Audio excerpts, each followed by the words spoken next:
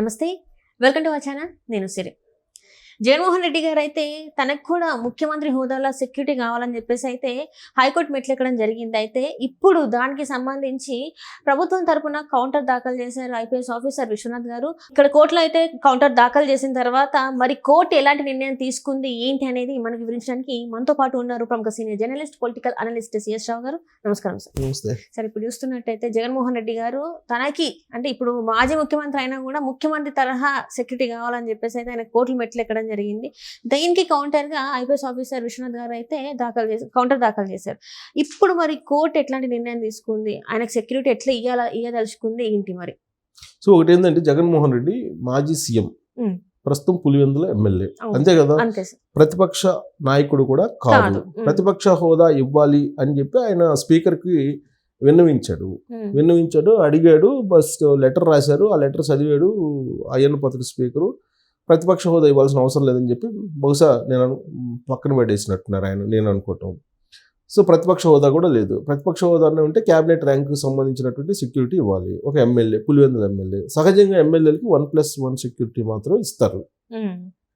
కానీ జగన్మోహన్ రెడ్డికి as of now ఇస్తున్నటువంటి సెక్యూరిటీ ఎంతంటే 58 మంది ఉన్నారు. ఆయన అధికారంలో ఉన్నప్పుడు ఆయన ఒక ప్రత్యేకమైన చట్టాన్ని తీసుకొచ్చుకున్నాడు.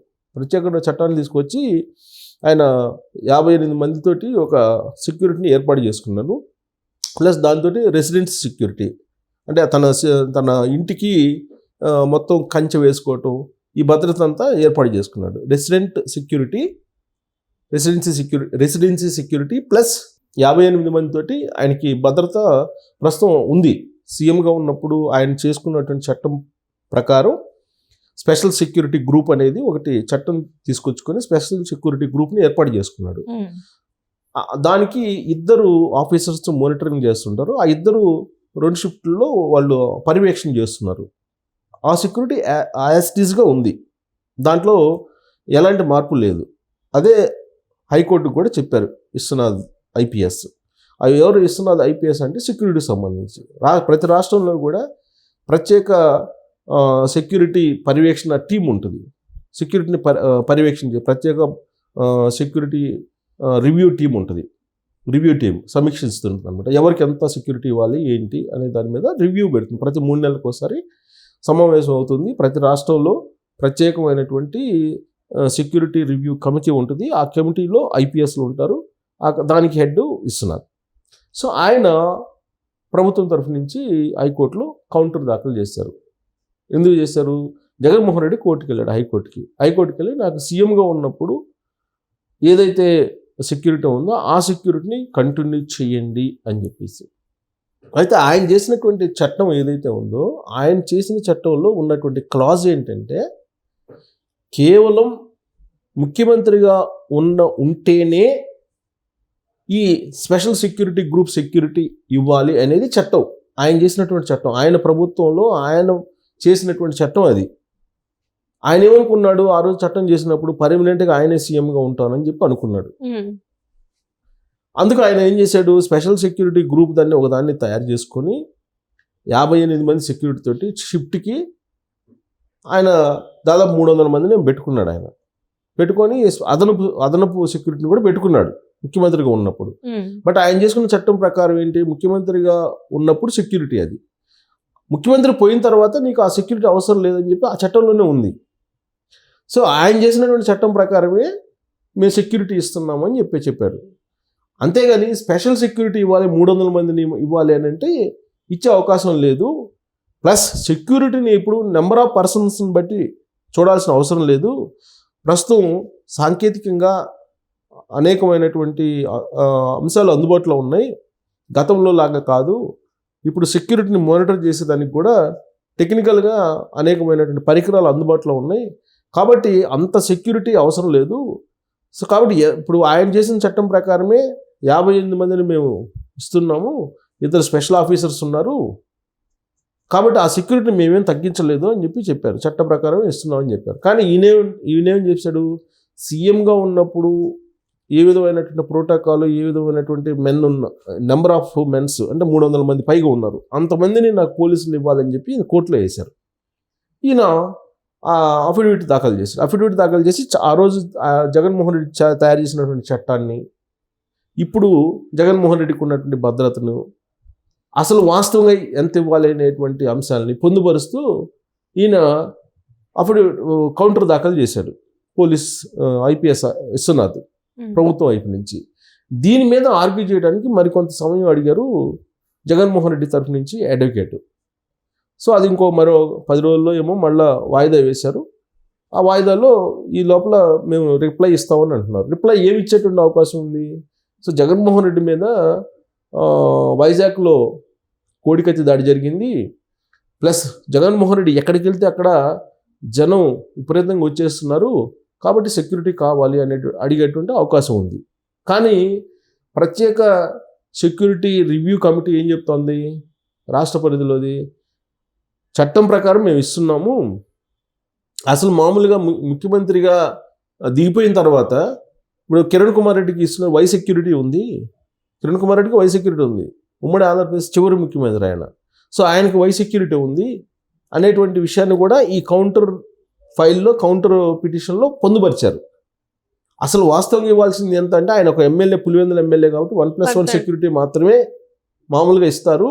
కానీ ఆయన మాజీ ముఖ్యమంత్రి, ఆయన ముఖ్యమంత్రిగా ఉన్నప్పుడు 58 మందిని సెక్యూరిటీ ఇచ్చాం, అదే సెక్యూరిటీ మేము కంటిన్యూ చేస్తున్నాము, హౌస్ రెసిడెన్స్ సెక్యూరిటీ కూడా కంటిన్యూ చేస్తున్నాం అని చెప్పి వివరణ ఇచ్చారు.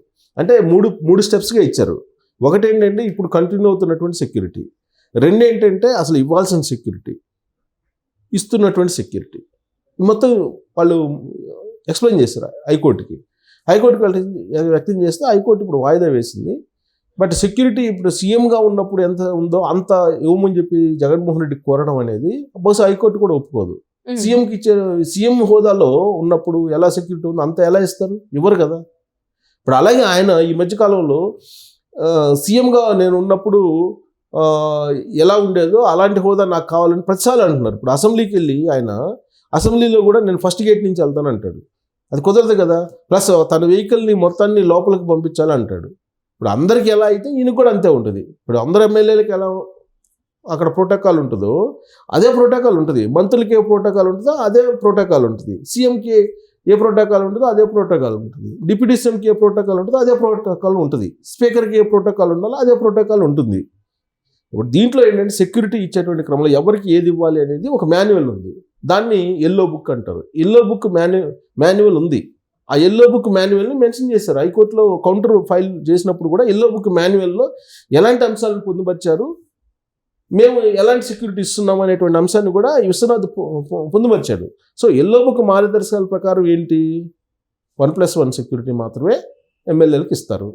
కానీ జగన్మోహన్ రెడ్డికి మేము సీఎంగా ఉన్నప్పుడు ఆయనకి 58 మంది సెక్యూరిటీ ఉండేది, ఆ సెక్యూరిటీని యాజ్ ఇట్ ఈస్గా కంటిన్యూ చేస్తున్నామని చెప్తూ ముఖ్యమంత్రిగా ఉన్నప్పుడు ఆయన పెట్టుకున్నటువంటి స్పెషల్ సెక్యూరిటీ గ్రూప్ ఏదైతే చట్టం ఉందో పెట్టుకుంటున్నామని 300 మంది 350 మందితోటి, అది చట్టం ప్రకారం అంగీకరించదు అని చెప్తున్నాడు. ఆయన చేసినటువంటి చట్టం ప్రకారం అంగీకరించదు. ముఖ్యమంత్రిగా ఉంటేనే అది వర్తిస్తుంది, ముఖ్యమంత్రి కాబట్టి వర్తించదు అని చెప్పేసి ఆయన చేసిన చట్టంలో పొందుపరిచారు అనేటువంటి క్లాజ్ని హైకోర్టు ముందు ఉంచారు.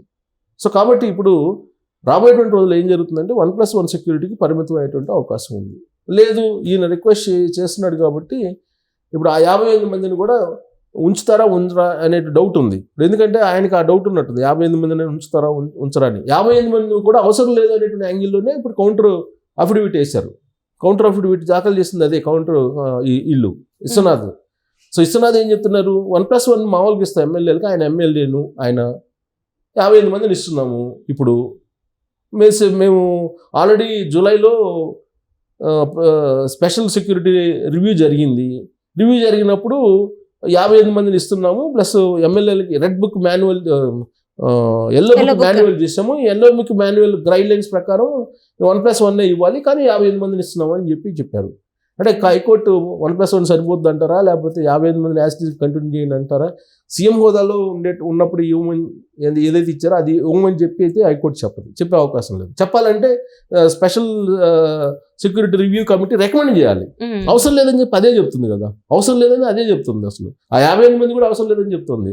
సో అలాంటప్పుడు ఉన్నటువంటి సెక్యూరిటీ కూడా పోయేటువంటి అవకాశం ఉంది జగన్మోహన్ రెడ్డికి.